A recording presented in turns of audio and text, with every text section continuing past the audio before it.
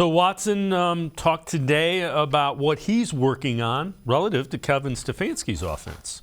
I mean, everything is just really mastering this offense, mastering, the game situationally, being able to have confidence going into 2023. Me individually, just my footwork to reads, progressions, everything. So, like I said multiple times before, I'm never comfortable. I'm never going to sit up here and say that, I got it all figured out. That's just not me as a person and never me as a player. So, there's going to be always things going into this offseason that I need to work on.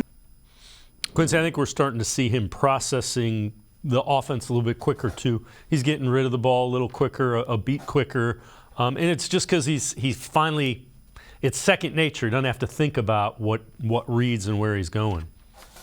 Yeah, and it's like some of the stuff's going to look different than what he's used to, right? What looked open in one offense might not look open in this offense, right? So he's getting used to seeing things and being like, oh, okay, in this offense against this look – the way that we move the tight ends, this is actually like, I need to get this in right now, right? I saw that in the first half where if you look at a lot of his plays, it wasn't like that the opportunities weren't there from a play calling standpoint, and it wasn't like Deshaun wasn't seeing them. He just saw them like a hair late, and that caused him to release late, which caused the ball to be behind and things like that. In the second half, he got into rhythm, really got into a trust with the offense and was really hitting it right where he needs to. Now, one of the things with Deshaun that we're going to have to get used to is he might hold the ball an extra couple seconds, right? He is not one of these guys who's rhythm and timing, or who's super rhythm and timing, where he's just used to being like that, right? Like Baker was, when he was on, it was all rhythm or not.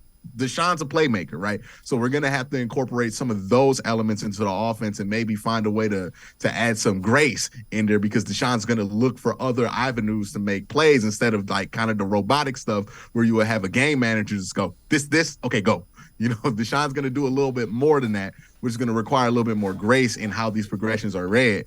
And that's going to be part of what they do in the offseason, right? Which things that are quick, three-step drops need to stay in, need to stay simple, and Deshaun needs to be more disciplined in making sure that he stays simple with his eyes and his reads on that. And then what are going to be the plays where it's like, hey, if I call this, you got a little bit of room, you got a little bit of time here to get back to the back end and make your third read here, because a lot of what this offense was built around was the quarterback ain't that good, right? So let's just make it real easy for the quarterback to make the right play. But now they need to build in more elements of, oh, no, our guy can get to the third read, so he might go 3 back to 1. We need to build in a way for him to be able to go 3 back to 1, because not everybody can do that. You're wasting your time if you build that just for anybody. Got Brock Purdy out here trying to go 3 back to 1. But if it's Deshaun Watson, now you're like, okay, we have to make that adjustment, which I think a lot of offensive coordinators would be happy to do.